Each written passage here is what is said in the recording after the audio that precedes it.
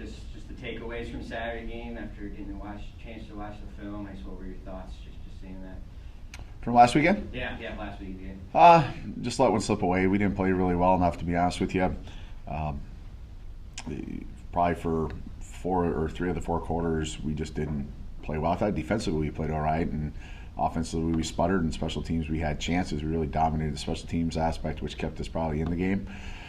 But I don't think there's any time in my history of coaching in 20 years or almost 20 years that you have 110 plays on defense and still with a minute to go in the game that the game felt like you were going to get out of there with the W. So disappointing. I think we didn't play our best football, and we got to find a way to be able to do that. What were some of the struggles you had on offense in that game, and how are you trying to improve on that for this week? We need to run the ball. I mean, I don't care if we have to run the quarterback or go double tight. We got to find a way to run the ball, and it was just that's what we weren't able to do last week. And they did a nice job. But again, we had some drop balls. We had missed some opportunities in the pass game, which I think would have changed it.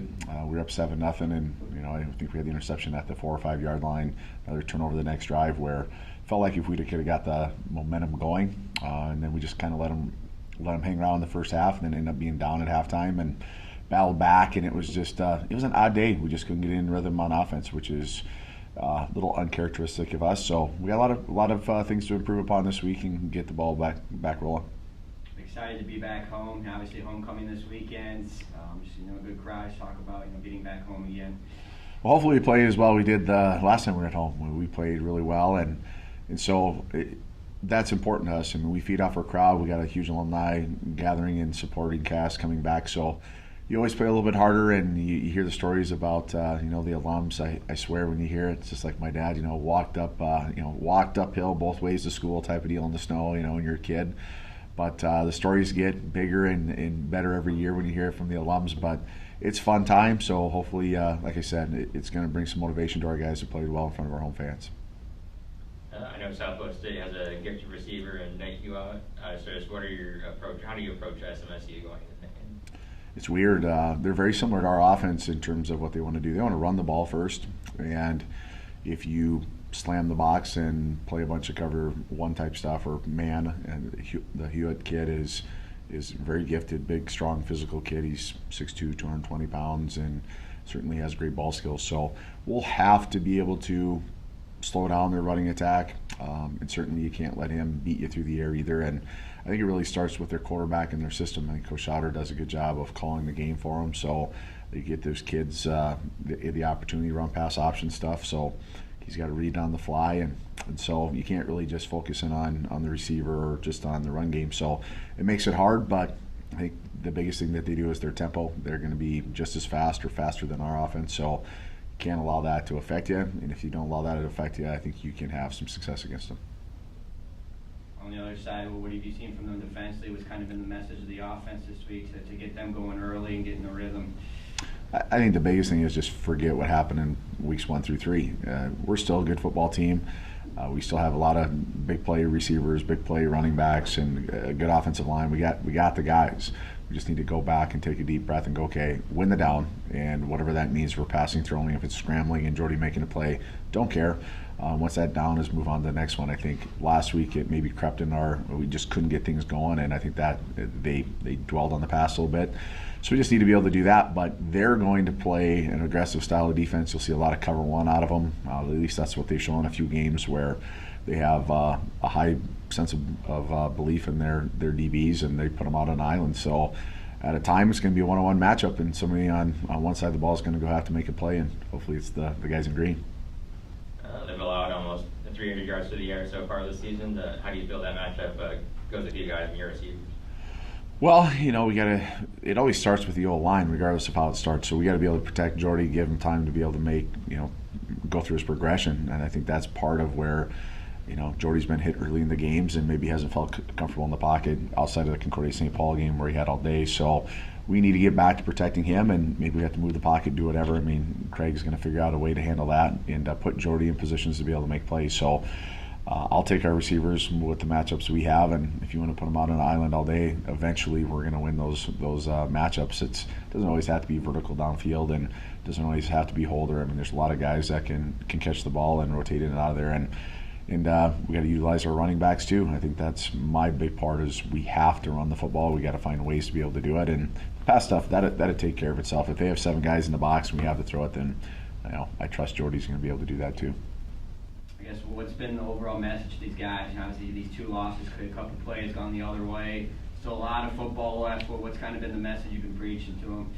You got to move on. I think that's the biggest part. And after the Winona game and the Augie game, look at yourself in the mirror and go, really, did we play well enough, or could have we played better individually? I think instead of blaming things and being a finger pointer, kind of a thumb pointer approach, going, what can we do in-house, individually, to make the outcome of the game different. So I think that's been our focus, is to improve each day of what we can handle and go out and improve this coming week against Southwest State. And we'll be ready to go. I felt like we were ready to go down at Augie too. You just got to get the ball rolling and get some confidence. And I think that's my thing, is just win the down, don't worry about what's happened in the past, and let's get after it.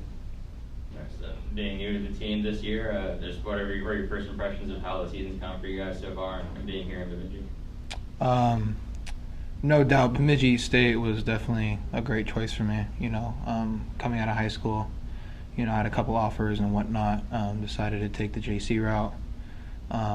Finally got a call from Coach Phipps, my running back coach, and ever since I took my visit up here, it was, it felt like home. It definitely was a good decision, no doubt. I guess for you, offensively, what was the major takeaways from Saturday's game, within the group? I think it just came down to, we didn't make the plays when we needed to. Other than that, we also just didn't execute the way we needed to. We came out fast, had a great punt return, got the ball on the 2, pounded it in for 7 points real quick right off the bat. Kind of from that point, kind of seemed like offensive-wise, we just kind of took our foot off the gas pedal, and like I said, we just didn't really execute until getting into the second half, going into the fourth quarter, and making plays when we needed to. So with you having your first homecoming game now this week, just what have you heard from your teammates about that, and how are you looking forward to the experience? I'm really excited from homecoming.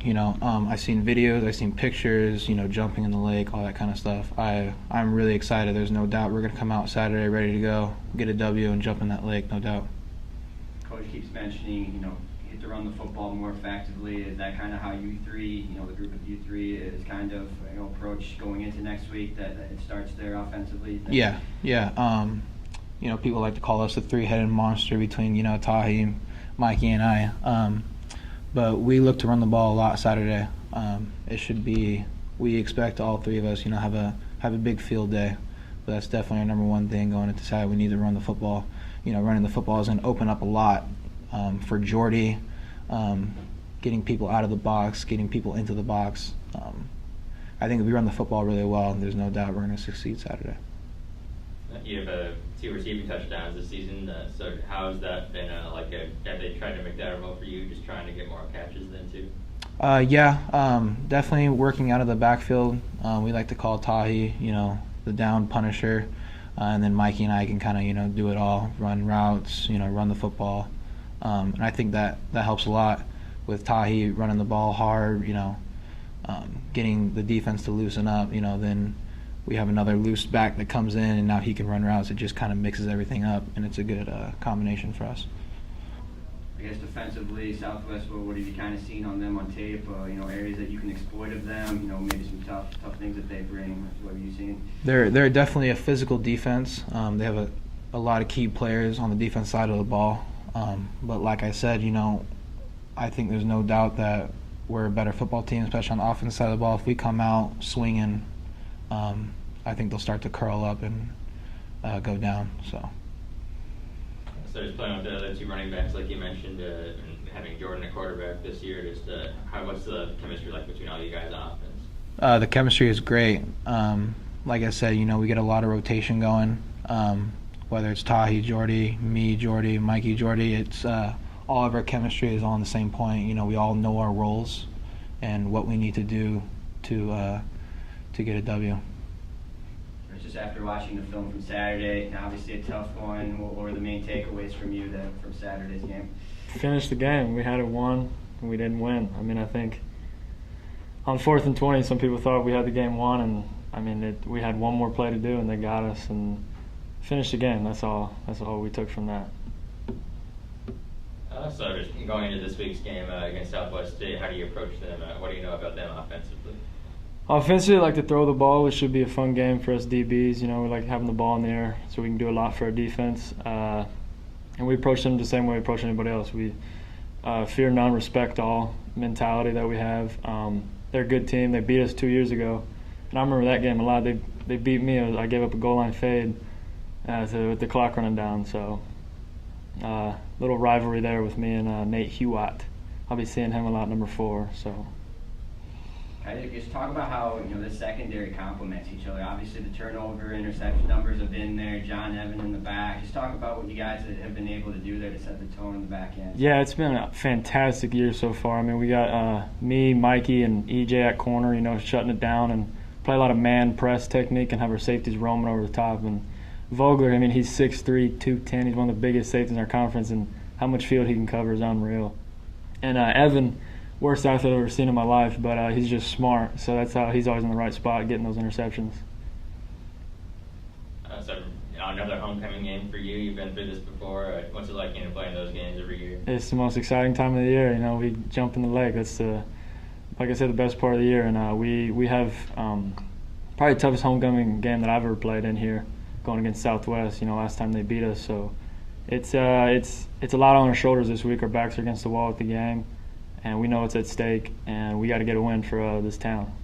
I know I mentioned it to John and Evan, but is there like an interior competition between you secondary guys? If you see someone make a play, hey, I need to do something this next time. I think Evan mentioned every time John had a pick, he had to pick the drive after. Yeah. Let's talk a little bit about that. Absolutely. I'm the only one left in the secondary who hasn't got a pick yet, so that's weird for me. They're making fun of me about that. But yeah, every time we get a pick, it's in the games. It's like kind of talking trash to each other, almost like, man, that was an easy one. Like you didn't earn that one. I gave you that one. If I get my guy jammed the line of scrimmage and quarterback just throws it to Evan, I'm like, that's my pick, man. But yeah, I don't expect us to slow down anytime soon with the interceptions, and especially if the team Southwest wants to put the ball in the air, it's as much as ours as it is theirs.